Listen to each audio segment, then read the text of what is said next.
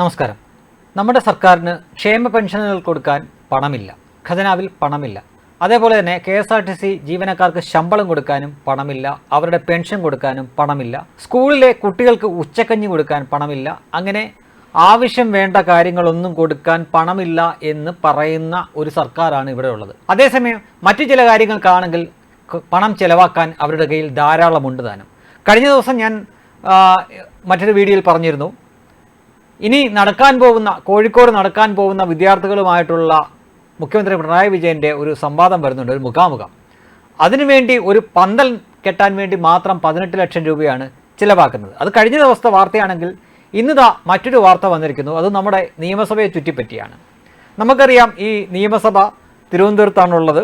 ഈ നിയമസഭ മറ്റു പലതിനുമൊക്കെ വേദിയായിട്ടുണ്ട്. അവിടെ നിയമനിർമ്മാണങ്ങളും ഈ ഭരണപക്ഷ MLA-മാരുടെ സമ്മേളനങ്ങൾ മാത്രമല്ല നടന്നിട്ടുള്ളത്. ലോക കേരള സഭ എന്ന് പറഞ്ഞ ഒരു സംഗതി ഇവിടെ വർഷാവർഷം കെട്ടിയെഴുന്നള്ളിക്കുമ്പോൾ അതിലെ പങ്കെടുക്കുന്ന സംരംഭകർ എന്നിവർ പറയുന്നു. അങ്ങനെ 2-3 തവണ ഇവിടെ വലിയ മാമാങ്കങ്ങൾ അരങ്ങേറിയിട്ടും ഇവിടെ അതുവഴി ഏതെങ്കിലും സംരംഭം വന്നതായിട്ട് നമുക്കറിയില്ല. അങ്ങനെ അതിലൊക്കെ പങ്കെടുക്കാൻ വരുന്ന വലിയ ബിസിനസ്സുകാരന്മാർ, സംരംഭകർ, ഇവരൊക്കെ ഭക്ഷണം കഴിച്ചത് നിയമസഭാ മന്ദിരത്തിലെ താഴത്തെ നിലയിലുള്ള ഒരു വിശാലമായ ഭക്ഷണ ഹാളുണ്ട്. അവിടെ ഇരുന്നിട്ടാണ് ഇവർ ഭക്ഷണം കഴിച്ചത്. പക്ഷെ അന്നു മുതൽ അവരുൾപ്പെടെയുള്ള ആളുകൾ പരാതിയായിട്ട് പറഞ്ഞിട്ടുണ്ട്, അവിടെ ഇരിപ്പത്ര പോരാ, ഭക്ഷണം കഴിക്കാൻ പോരാ, അവിടെ ശീതീകരിച്ച സ്ഥലമല്ല, അതിനാൽ തന്നെ ആ നിയമസഭാ മന്ദിരത്തിൻ്റെ ഒരു നിലവാരമില്ലാത്ത ഇടമാണ് അവരുടെ ഭക്ഷണ മുറി എന്നത് അവർ പലരും പറഞ്ഞിട്ടുള്ള കാര്യമാണ്. ഇപ്പോൾ നമ്മുടെ സ്പീക്കർ AN ഷംസീറിന് അത് ശരിയാണ് എന്ന് തോന്നിയിരിക്കുകയാണ്. അദ്ദേഹം ഈ നിയമസഭ ഈ ഭക്ഷണ മുറി ഹാൾ ഇത് നവീകരിക്കാൻ വേണ്ടി പോവുകയാണ്. അതിനുള്ള കരാർ കൊടുത്തിരിക്കുന്നത് എപ്പോഴത്തെയും പോലെ ഊരാളുങ്കൽ സൊസൈറ്റിക്കാണ്. ഇത് നവീകരിക്കാൻ കാരണമായിട്ട് പറയുന്നത്, അവിടെ ഏതെങ്കിലുമൊക്കെ പരിപാടി നടക്കുമ്പോൾ കസേരയും മേശയും കൂളറും ഒക്കെ പുറത്തു നിന്നാണ് വാടകയ്ക്ക് എടുത്തുകൊണ്ട് വരുന്നത്.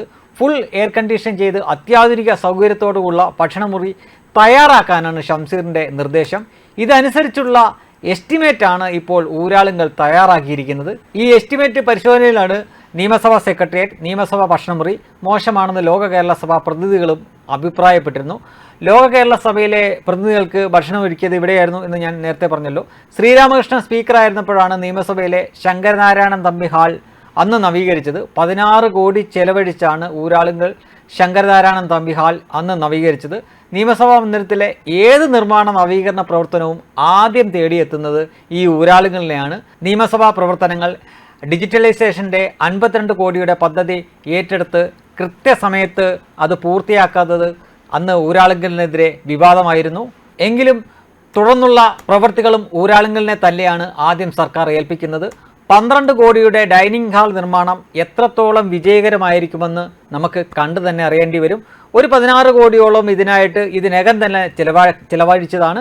ഇനിയും ഊണുമുറിക്ക് അഥവാ ഊണ് ഹാളിന് അവിടെ ശീതീകരണം പോരാ, സൗകര്യങ്ങൾ പോരാ എന്നൊക്കെ പറഞ്ഞുകൊണ്ട് 12 കോടി രൂപ കൂടെ ചിലവഴിച്ചുകൊണ്ട് അതും ഊരാളുങ്കലിന് നൽകിക്കൊണ്ട് നമ്മുടെ നിയമസഭ മോടി പിടിപ്പിക്കാൻ പോകുന്നു. അതിലെ ഭക്ഷണ ഹാൾ മോടി പിടിപ്പിക്കാൻ പോകുന്നു. ഓർക്കുക, 1600 രൂപ വെച്ചുള്ള ക്ഷേമ പെൻഷനുകൾ കിട്ടാതെ 80 വയസ്സിനും 90 വയസ്സിനും പ്രായമുള്ള വൃദ്ധകളായിട്ടുള്ള സ്ത്രീകൾ റോഡിലും മറ്റുമൊക്കെ ഇറങ്ങി പിച്ചയെടുക്കുകയും പ്രതിഷേധിക്കുകയൊക്കെ ചെയ്യുന്ന ഒരു വല്ലാത്ത കെട്ട കാലത്തൂടെ കടന്നുപോയിക്കൊണ്ടിരിക്കുമ്പോൾ തന്നെ മലയാളികൾ അതേ സമയത്ത് തന്നെ കണ്ടറിയുകയും കേട്ടറിയുകയും ചെയ്യുന്ന വാർത്തകളാണ് ഞാനിപ്പോൾ പറഞ്ഞുകൊണ്ടിരിക്കുന്നത്.